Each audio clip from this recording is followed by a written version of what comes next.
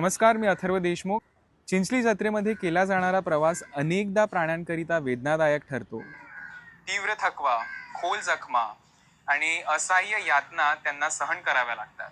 Animal राहत गेल्या 15 वर्षांहून अधिक काळापासनं चिंचली जत्रेमध्ये येणाऱ्या प्राण्यांकरिता तात्कालीन उपचार, योग्य पोषण आणि अत्यावश्यक वैद्यकीय सेवा पुरवत आहे, जेणेकरून तो प्राणी निरोगी होऊन आपल्या नैसर्गिक स्वरूपात जगू शकला पाहिजे। आमच्या मते कोणताही प्राणी या दुःखाचा पात्र नाही आणि भक्तीचा खरा मार्ग हा करुणेच्या स्वरूपात असतो, करुणेतून असतो।